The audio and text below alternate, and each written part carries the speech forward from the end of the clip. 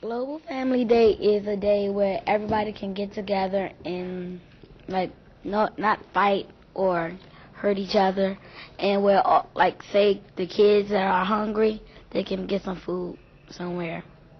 And I would like to say that Global Family is when you can celebrate other people's religions and they can celebrate yours.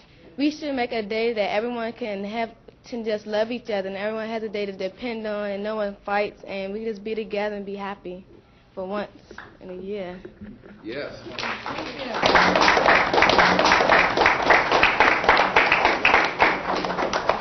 Global Family Day really is about family unity as people and humans.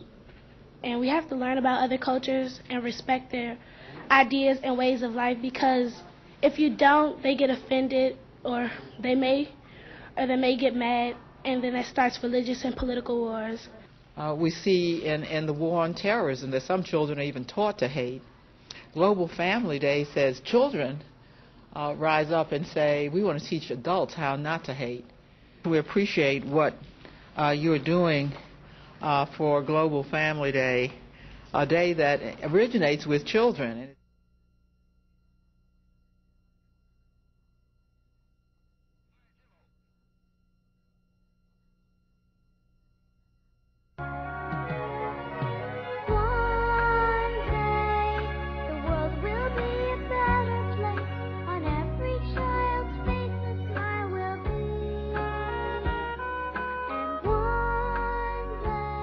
One day 30 years ago, I overheard my kids talking with their friends about ways that the grown-ups of the world might learn to get along. We just celebrated Earth Day, so they decided that now what we needed was a holiday for all the people of the Earth. That universal celebration idea found its way into the books I wrote. I began to work with other writers who had the same vision. One of them was a children's author we called St. Silverstein, because he sat at his computer for 4 years, single-handedly signing up 25 governors in 100 countries, including Iraq, to the pledge of One Day in Peace, January 1, 2000.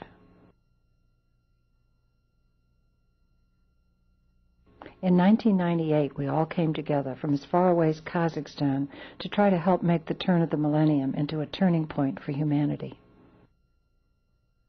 The next spring, a bunch of us showed up in Europe at the Hague Appeal, along with 10,000 other people, all looking for the same elusive answers: how to make peace happen and how to make it endure. We learned a lot from our extraordinary Secretary General, from the youth of Columbine and Kosovo, and with the children of Amsterdam, we put our hope in a rainbow. Back in the U.S., that rainbow spirit was picked up by a magnificent group of kids called the High 99. Their peaceful pestering of Congress attracted the attention of Orrin Hatch and Tipper Gore, and the following month the UN General Assembly passed Bob Silverstein's resolution for the world's first deliberate day of peace. On December 31st, 1999, at a refugee camp in Nablus, courageous Israeli and Palestinian families prepared to share the first one-day celebration. And all around the earth that night, in spite of many fears and problems, bloodshed was almost absent from the world. As Martin Williams began his pole-to-pole journey, John Conyers led a tough trek through Congress to make one day permanent. Nobody should leave Congress before we pass this joint concurrent resolution 363, One Day in Peace. Have a new holiday established and celebrated on January 1st every year, a holiday for the celebration of peace, hope, and generosity, a day without violence. Will you help me? Yeah.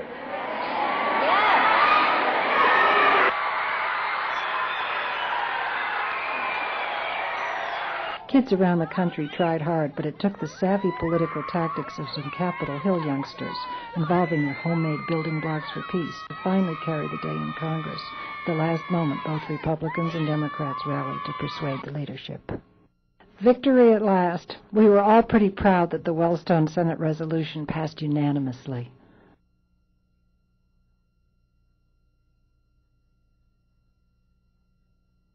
And then Martin Williams' team arrived at the South Pole, where they put a copy of the resolution in a time capsule.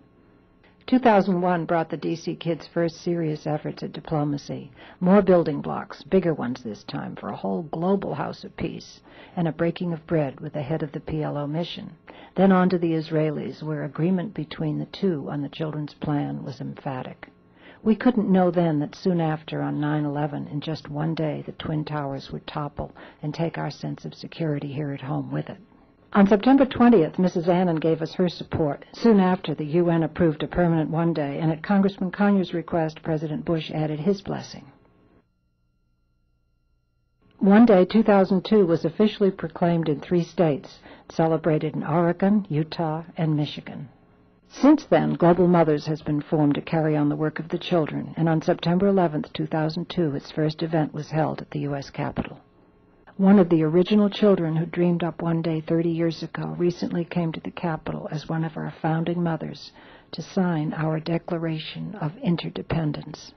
Our hope is that one day every mother's child will live in a world of peace and sharing. Each journey begins with a single step. We believe lasting peace can begin with one day. Please help.